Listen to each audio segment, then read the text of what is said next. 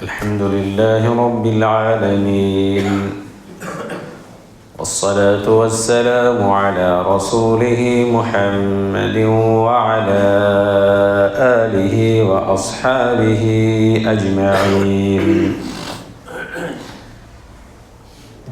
يا أيها الذين آمنوا اتقوا الله حق تقاته ولا تموتن إلا وأنتم مسلمون. يا أيها الناس اتقوا ربكم الذي خلقكم من نفس واحدة وخلق منها زوجها وبث منهما رجالا كثيرا ونساء، واتقوا الله الذي تساءلون به والأرحام إن الله كان عليكم رقيبا. يا أيها الذين آمنوا اتقوا الله وقولوا قولا سديدا يصلح لكم أعمالكم ويغفر لكم ذنوبكم، ومن يطع الله ورسوله فقد فاز فوزا عظيما. بسم الله الرحمن الرحيم. فإن آمنوا بمثل ما آمنتم به فقد اهتدوا، وإن تولوا فإنما هم في شقاق، فسيكفيكهم الله وهو السميع العليم. সমস্ত প্রশংসা সেই মহান রব্বুল আলামিনের জন্য। দরুদ ও সালাম বর্ষিত হোক নবীকুলের শিরোমণি তাজদারে মাদানী নবী মুহাম্মদুর রাসূলুল্লাহ সাল্লাল্লাহু আলাইহি ওয়াসাল্লামের উপর। আল্লাহুম্মা সাল্লি আলাইহি, আল্লাহুম্মা বারিক আলাইহি, আল্লাহুম্মা সাল্লি ওয়া সাল্লিম আলা নাবিয়িনা মুহাম্মদ। আল্লাহ তাআলা বলছেন, ফাইন আমানু বিমিথলি মা আমানতুম বিহি ফাকাদ ইহতাদাউ। যদি তারা ঈমান নিয়ে আসে যেভাবে সাহাবায়ে কেরামরা ঈমান এনেছিলেন, ফাকাদ ইহতাদাউ, তাহলে এরা হিদায়াত প্রাপ্ত হবে, সঠিক রাস্তা পাবে। সাহাবায়ে কেরামরা যেভাবে ঈমান এনেছিলেন ঠিক সেরকমভাবে যদি আমরা ঈমান নিয়ে আসতে পারি তাহলে আমরা সঠিক রাস্তা পাবো, হিদায়াত প্রাপ্ত হব। মুহাম্মদ রাসূলুল্লাহ সাল্লাল্লাহু আলাইহি ওয়াসাল্লামের উপরে যে নির্যাতন, সেই নির্যাতনের কথা শুনেছেন। এখন মক্কার কাফের মুশরিকরা সাহাবায়ে কেরামদের উপরে নির্যাতন শুরু করলো। এবং কোন সাহাবাদের উপরে? যে সাহাবায়ে কেরামরা অর্থনৈতিক দিক থেকে দুর্বল ছিলেন, গরিব ছিলেন, তাদের উপরে। তো তাদের উপরে বিভিন্ন রকমের নানামুখী নির্যাতন হওয়ার পরেও তাদের যে ঈমান মজবুত ছিল, তারা আখিরাতের স্বার্থে দুনিয়াকে তুচ্ছ মনে করেছিল। তাদের প্রাণ শরীর থেকে বেরিয়ে চলে যাচ্ছে, তারপরেও এই দুনিয়ার জন্য বিন্দু পরিমাণও আফসোস করেনি। আল্লাহ তাআলা বলছেন, ফাইন আমানু বিমিথলি মা আমানতুম বিহি ফাকাদ ইহতাদাউ।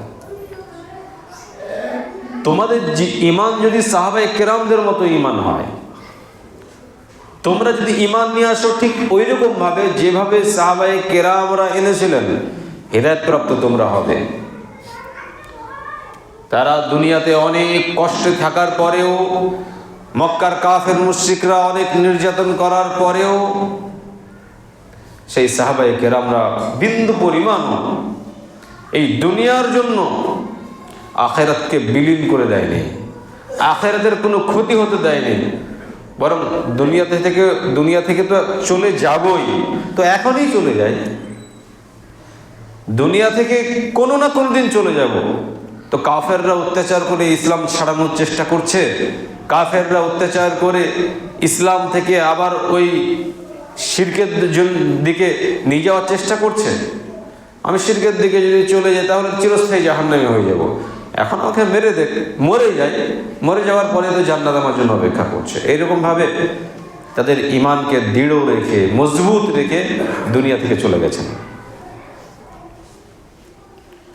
বিলাল বিন রাবাহ রাদিয়াল্লাহু আনহু, তিনি উমাইয়া বিন খালফের ক্রীতদাস ছিলেন।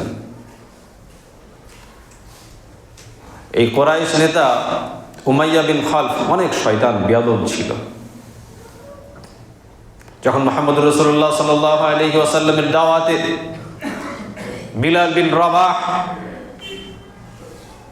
ইসলামের প্রথম মুয়াজ্জিন এই বিলাল রাদিয়াল্লাহু আনহু যখন ইসলাম কবুল করলেন,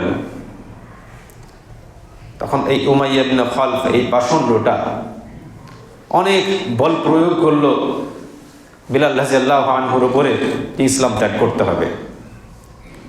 তুমি ইসলাম ত্যাগ করে লাত উজ্জার ইবাদত বন্দেগী করো, সেটা যদি না করো মৃত্যু, যতদিন মৃত্যু না হবে ততদিন তোমাকে বিভিন্ন রকম ভাবে কষ্ট দেওয়া হবে। উমাইয়া ইবনে খালফের নেতৃত্বে মক্কার অলিতে গলিতে চ্যাংড়াদেরকে লিলিয়ে দেওয়া হয়েছিল। বিলাল রাদিয়াল্লাহু আনহুর গলায় দড়ি লাগিয়ে মরুভূমিতে মক্কার অলি গলিতে টেনে টেনে নিয়ে বেড়াতো, যেমন ভাবে ছাগল গরু নিয়ে বেড়ায়। ইসলাম ত্যাগ কর, মুহাম্মদকে ত্যাগ কর, যে ধর্মে ছিলি সেই ধর্মে ফিরে যা, লাত উজ্জার ইবাদত করতে শুরু কর। এইরকম ভাবে বিলাল রাদিয়াল্লাহু আনহুকে বিভিন্ন রকম ভাবে অত্যাচার শুরু করে। আর তিনি শুধু বলতেই থাকেন, আহাদ আহাদ, আল্লাহ এক, আমি কারো ইবাদত করবো না, শুধু আল্লাহর ইবাদত বন্দেগী করবো। আমাকে মেরে ফেলে দাও, চলে যাবো দুনিয়া থেকে, কিন্তু আমি মুহাম্মদ রাসূলুল্লাহ সাল্লাল্লাহু আলাইহি ওয়াসাল্লামকে রসুল বলে মেনেছি, আল্লাহ তাআলার বিধানকে মাথা নত করে মেনে নিয়েছি, ওটাকে আর আমি ত্যাগ করবো না। বিলাল রাদিয়াল্লাহু আনহুকে মরুভূমিতে নিয়ে গিয়ে উত্তপ্ত বালুর উপরে হাত পা বেঁধে ভারী পাথর তার বুকের উপরে চাপিয়ে দেওয়া হয়। মুহাম্মদ রাসূলুল্লাহ সাল্লাল্লাহু আলাইহি ওয়াসাল্লাম একদিন পাশ দিয়ে অতিক্রম করছেন। বিলালের এই অবস্থা দেখে অনেক ব্যথিত হলেন, কিন্তু তিনিও নিরুপায়।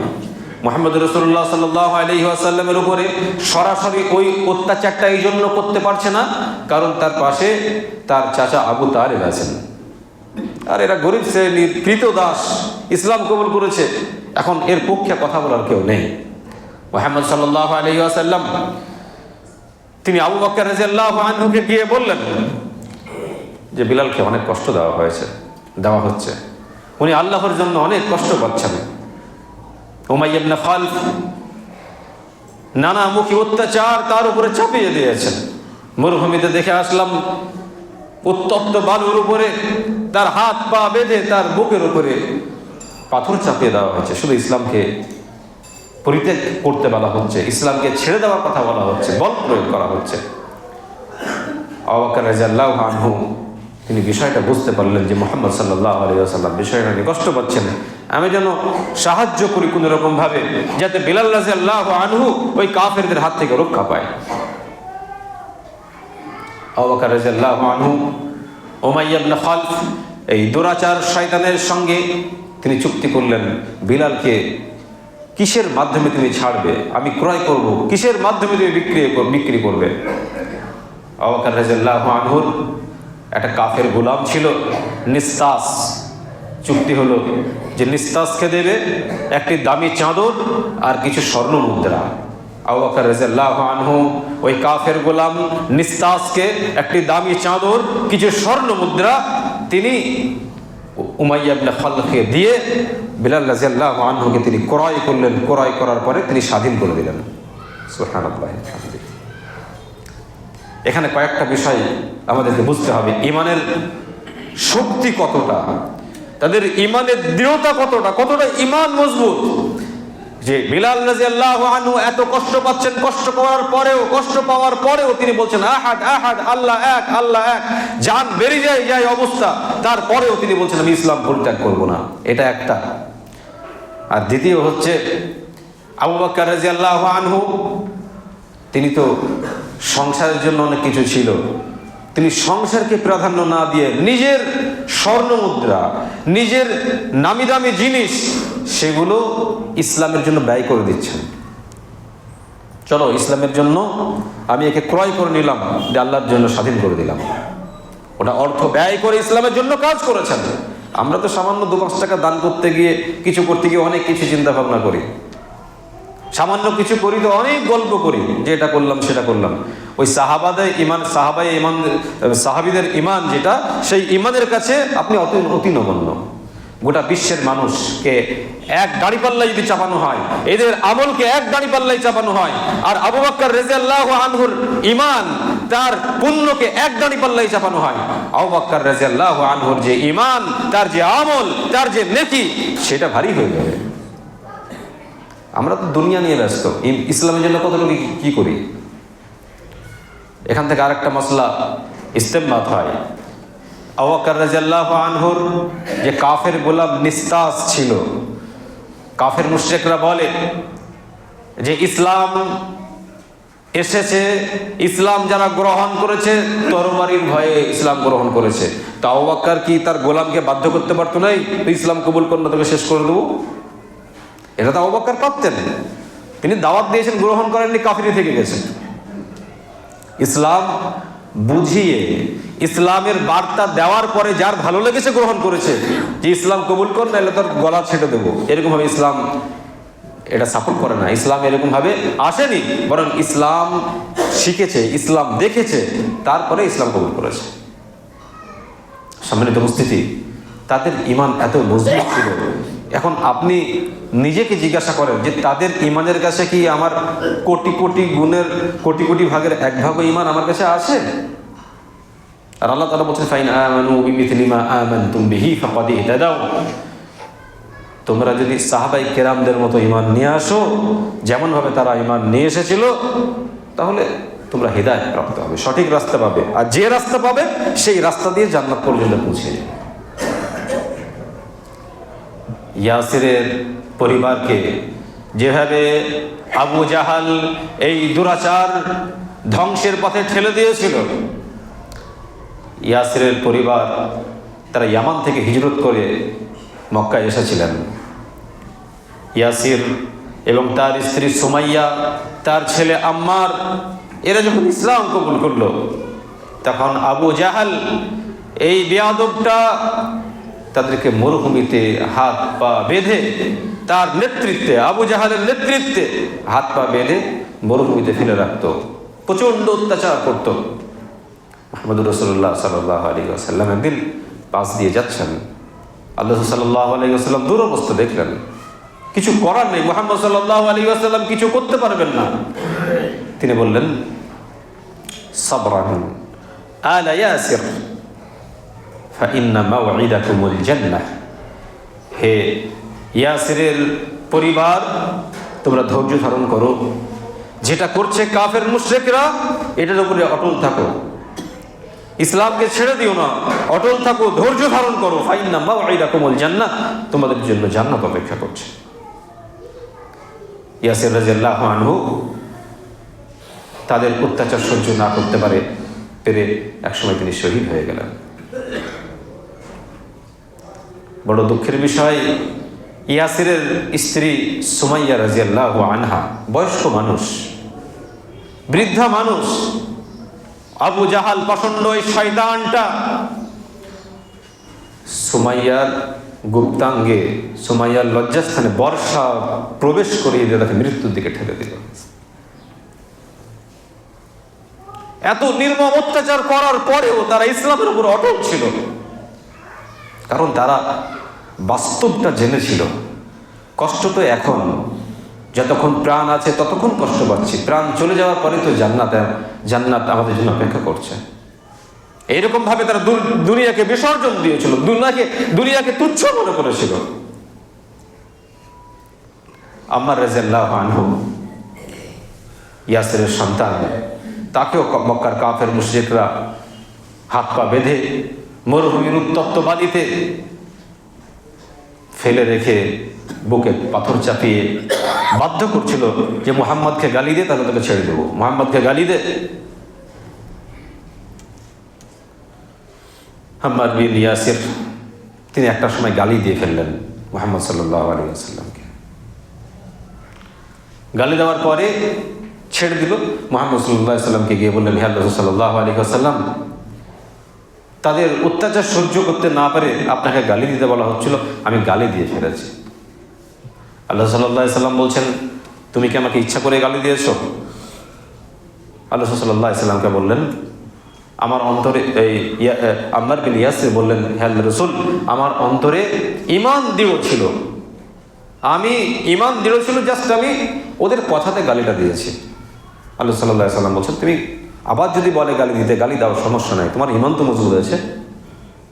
আল্লাহ তাআলা আয়াত নাযিল করলেন, মান কাফারা বিল্লাহ মিন বাদি ঈমানিহি ইল্লা মান উকরিহা ওয়া কলবুহু মুতমাইন্নুন বিল ঈমান। যারা ঈমান আনার পরে কুফরি করে কিন্তু ঈমান মজবুত আছে, আর যে পাপটা করে, যে গুনাহটা করে, কুফরি করে, ওই কুফরিটা করে অপছন্দভাবে করে, ঘৃণা করে করে, তো আল্লাহ তাআলা তাকে ক্ষমা করবেন। তো আম্মার বিন ইয়াসির যে গালি দিয়েছিল, চাপে পড়ে গালি দিয়েছিল, তো আল্লাহ তাআলা বলছেন যে ওর তো ঈমান মজবুত ছিল, ও জাস্ট ওদেরকে দেখানোর জন্য যে ঠিক আছে আমি গালি দিলাম, তো আল্লাহ তাআলা ক্ষমা করে দিলেন।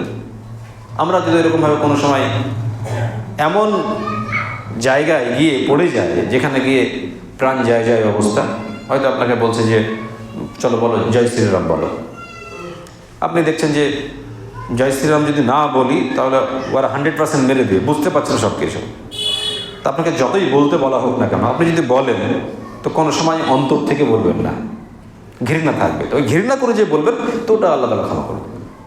আপনি কোনো জায়গায় যাচ্ছেন, আপনাকে জোর করে আপনাকে কোনো পূজার জন্য, কোনো শিরকের জন্য কালেকশন করা হচ্ছে, টাকা দিচ্ছে, এখন আপনি প্রথমত না দেওয়ার চেষ্টা করবেন, যে কোনো রকমভাবে আপনি দেবেন না, কিন্তু আপনি যদি না দেন তাহলে বড় সমস্যার সম্মুখীন হবেন, আপনাকে মেরে দিতে পারে।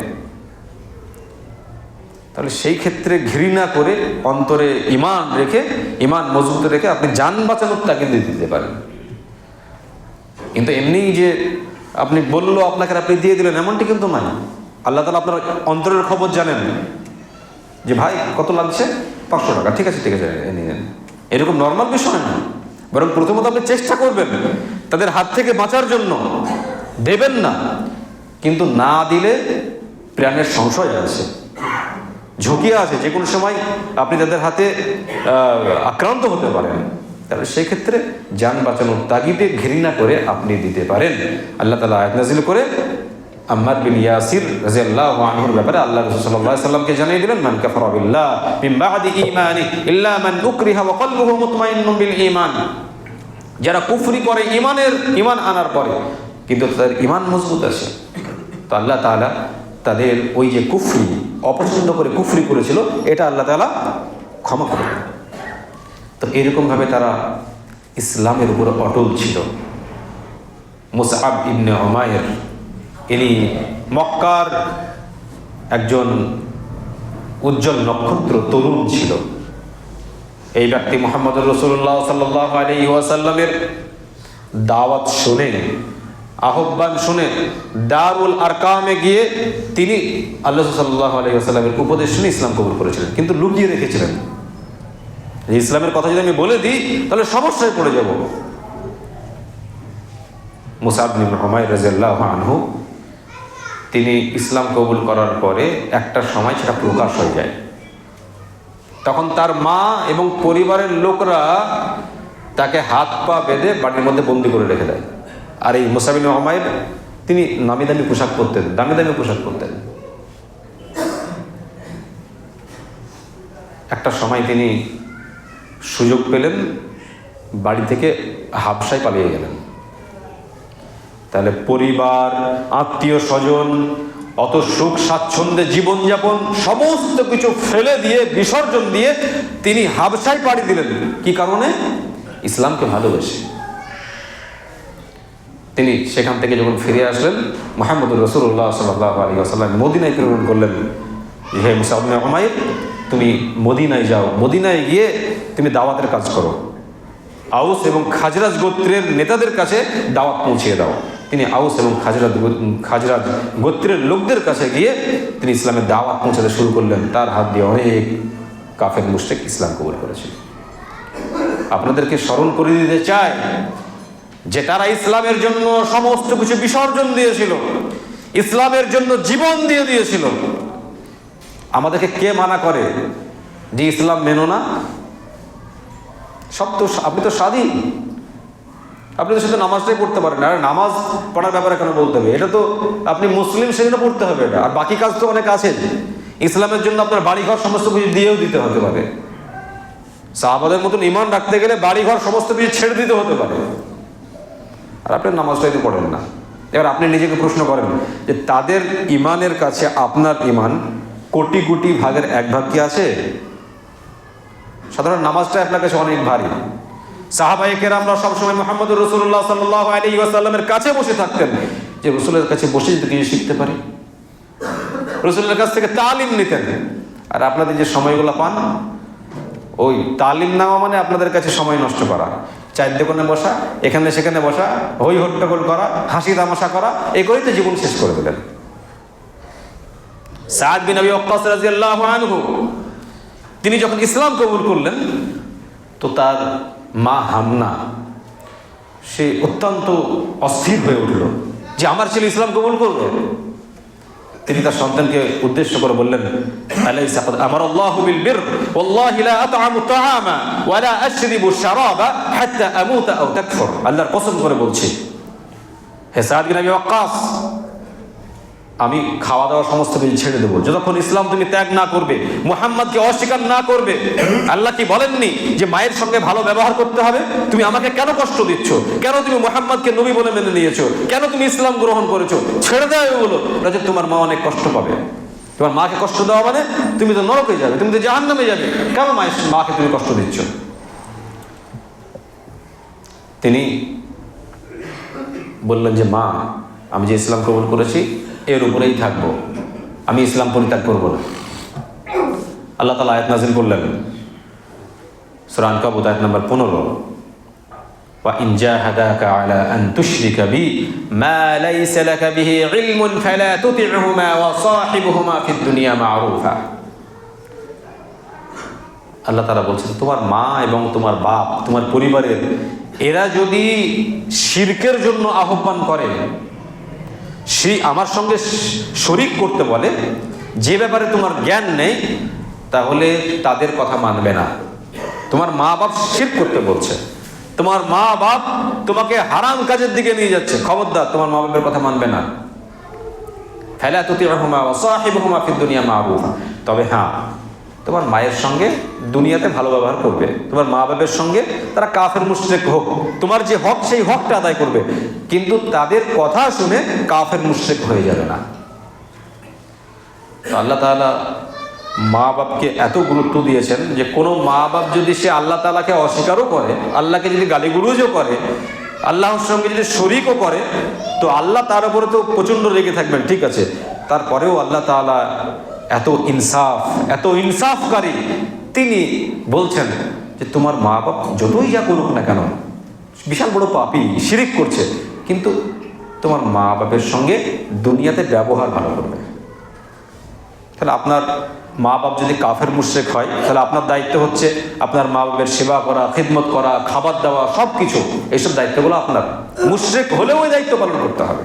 তো আল্লাহ তাআলা মুহাম্মদ সাল্লাল্লাহু আলাইহি ওয়াসাল্লামকে জানিয়ে দিলেন সাদ বিন আবি ওয়াক্কাস রাদিয়াল্লাহু আনহু সম্পর্কে, যে তার বাপ মায়ের সেবা করুক, তার বাপ মায়ের কথা শুনুক, যেটা দুনিয়াতে করতে হবে সেটা করুক, কিন্তু তাদের আনুগত্য করতে গিয়ে পরকাল যেন না হারায়। তিনি অনড় থাকলেন যে আমি ইসলামের উপরেই থাকবো। তখন লোকে বলল, কাতিল উম্মি, এ তো এর আব্বাকে, মাকে হত্যা করে ফেলবে। কারণ ইসলাম পরিত্যাগ করছে না। ইসলাম যদি পরিত্যাগ না করে তাহলে তো ওর মা না খেয়ে মারা যাবে। 3 দিন 3 রাত না খেয়ে তিনি একদম অসুস্থ হয়ে পড়লেন, মৃত্যুবরণ করবেন এরকম অবস্থা। তারপরেও তার ছেলের মায়ের প্রতি ওই মায়া জন্মালো না যে আমি ইসলাম ছেড়ে দেবো আর আমার মা খাওয়া দাওয়া শুরু করবে, ওই মায়া জন্মালো না।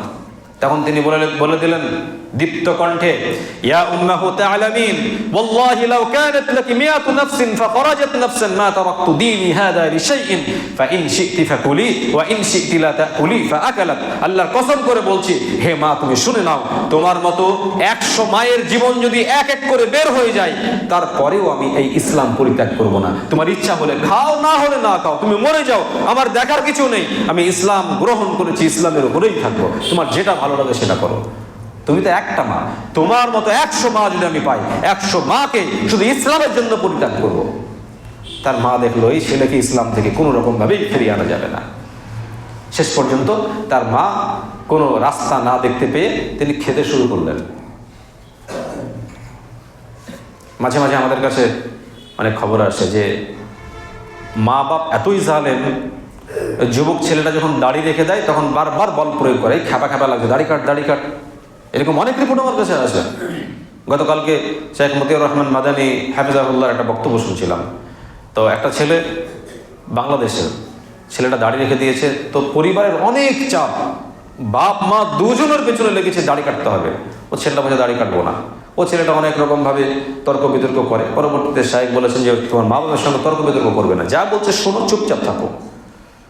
তো শেখ মতিউর রহমান মাদানী বলছেন যে ওই ছেলেটা এত পরেজগার, এত ভালো ছেলে, 2020 সালে করোনাতে মক্কাতে ছেলেটা মারা যায়, মাত্র 24 থেকে 25 বছর বয়সে।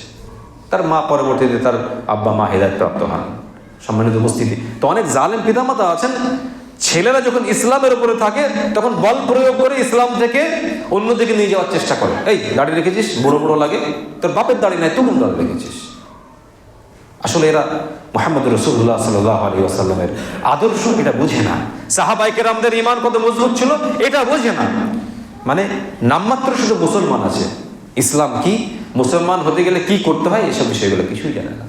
তো এই ছিল তাদের দৃঢ় ঈমান, যেগুলো বললাম। আরও অনেক আছে, আরও অনেক কিছু বলার আছে, কিন্তু সময় সাথ দিচ্ছে না। যা শুনলেন আশা করি আপনারা যারা শিক্ষিত মানুষ তারাও বুঝছেন, যারা অশিক্ষিত মানুষ তারাও বুঝতে পারছেন। এগুলা কঠিন কিছু না, খুব সহজভাবে বলেছি। অতএব তারা কিভাবে ইসলাম পালন করেছিল সেটাকে মাথায় রেখে, সেটাকে সামনে রেখে আপনিও আগে আসুন। সাহাবাদের মতন কোনোদিনই হতে পারবেন না, চেষ্টা তো করেন, কমসে কম নামাজটা পড়ে তো ইসলামের নামটা লিখান যে আমি মুসলিম। আপনি মুসলিম হিসাবে নামটা প্রথমত লিখান, তারপরে বড় বড় কাজগুলো আছে ধাপে ধাপে করবেন। আমরা তো দুনিয়া নিয়ে ব্যস্ত, আমরা আখেরাতের জন্য দুনিয়ার জন্য আখেরাতকে বিক্রি করে দেয়। আরে আখেরাত কবে হবে, কবে মরবো, কবে যাব, আখেরাত যাই যাক, দুনিয়া ছাড়তে আমরা রাজি না। সাহাবায়ে কেরামরা আখেরাতের জন্য দুনিয়াকে ছেড়েছেন, আর আমরা দুনিয়ার জন্য আখেরাতকে ছেড়ে দিচ্ছি। আল্লাহ তাআলা আমাদের সবাইকে সাহাবায়ে কেরামদের মতো ঈমানকে মজবুত করার তৌফিক দান করেন, আমিন। আমরা প্রত্যেকেই এই যে সাহাবীরা যারা কষ্ট পেয়েছেন তাদের উপদেশ থেকে, তাদের শিক্ষা থেকে, তাদের ইতিহাস থেকে আমরা যেন শিক্ষা গ্রহণ করতে পারি, আমরা যেন সেই রাস্তায় ফিরে আসতে পারি, তাদের কথা যেন স্মরণ করি, তাদের কথাগুলো, তাদের ইতিহাসগুলো পড়ে যেন আমাদের ঈমানগুলোকে মজবুত করতে পারে। আল্লাহ তাআলা সেই তৌফিক দান করেন, আমিন।